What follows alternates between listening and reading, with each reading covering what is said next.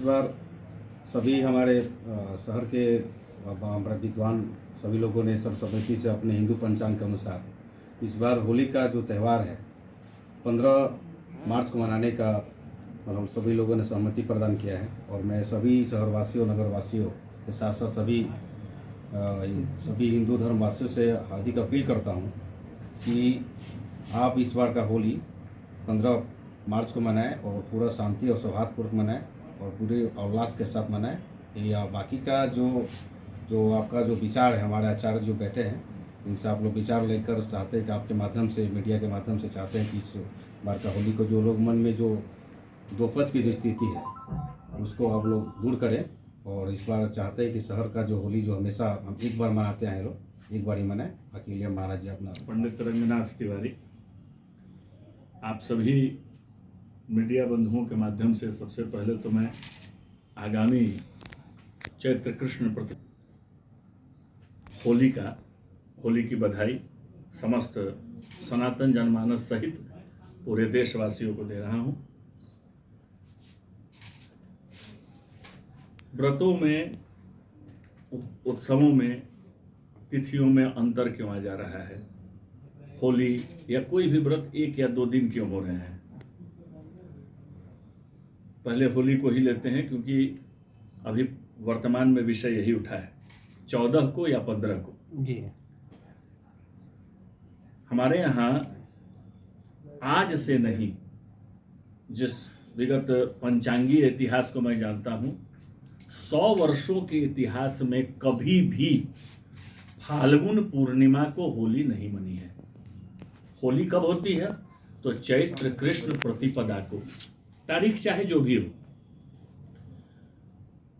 नियम क्या है कि सायंकालीन पूर्णिमा में, जो रात्रि में भी व्याप्त हो, उस पूर्णिमा में होलिका दहन होना, और वो भी होलिका दहन भद्रा में 9। तो जो भी पूर्णिमा पड़ती है, साल में 12 पूर्णिमा के लगभग आती है, 12 में 9 या 10 पूर्णिमा ऐसी है जिसमें भद्रा रहती ही रहती है। तो भद्रा को त्याग करके, चूंकि भद्रा में कोई भी शुभ कार्य नहीं होता, तो भद्रा को त्याग करके ही होलिका दहन होता है। होलिका दहन बनारस, अवध, प्रयाग, इसकी परंपरा रही है कि जिस दिन होलिका दहन होता है उसी दिन वहां होली मनाई जाती है। तो चूंकि होलिका दहन कभी कभी रात्रि में भी होता है, तो रात्रि में होली होने से अगले दिन इन 3 क्षेत्रों में होली होती है, और इन 3 क्षेत्रों के बाद उसके अगले दिन अर्थात चैत्र कृष्ण प्रतिपदा को समग्र भारत में होली का पर्व मनाया जाता है। हमारे यहाँ जानकारी के अभाव में, जो जानकारी का अभाव अपनी संस्कृति, अपनी परंपराओं को नहीं जानने से है, इसके अभाव में इस प्रकार की विसंगतियां उत्पन्न हो रही हैं, और कोई कारण नहीं है। दूसरा कारण व्रतों में, पर्वों में, उत्सवों में विसंगतियों का, अभी जैसा हमारे पत्रकार बंधु तोमर जी ने कहा, क्यों होता है? तो हर क्षेत्र के पंचांग उस क्षेत्र की काल गणना के अनुसार बनते हैं। जैसे एक सीधा साधा उदाहरण दूंगा मैं कि आज हमारे यहाँ जैसे चैत्र चल रहा है, दक्षिण भारत में चैत्र नहीं है। हमारे यहाँ की काल गणना चांद्र संवत्सर पूर्णिमांत के माध्यम से होती है, दक्षिण भारत में अमांत के हिसाब से होती है। उसी प्रकार सौराष्ट्र अर्थात गुजरात देश का कुछ अलग है, दिल्ली के तरफ कुछ अलग है।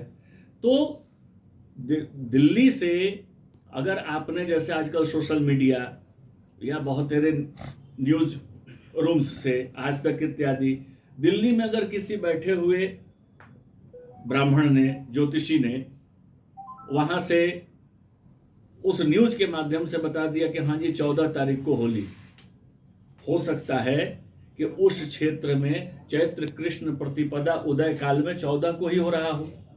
तो यह आवश्यक नहीं है कि उस क्षेत्र के विद्वान ने कह दिया तो यह लागू पूरे भारत में हो जाएगा। नहीं, हमारे यहाँ हम काशी के पंचांगों को मान के चलते हैं, हमारे यहाँ और मिथिला में बड़ा अंतर है।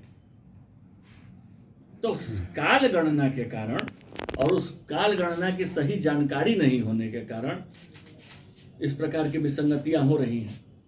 वस्तुतः 13 तारीख को रात्रि में 11 बजे के आसपास होलिका दहन, 14 तारीख को काशी, अवध और प्रयागराज में होली, और उसके बाद चैत्र कृष्ण प्रतिपदा दिन 15 तारीख को शनिवार के दिन पूरे भारत में होली मनाई जानी ही शास्त्रानुकूल है और उचित है।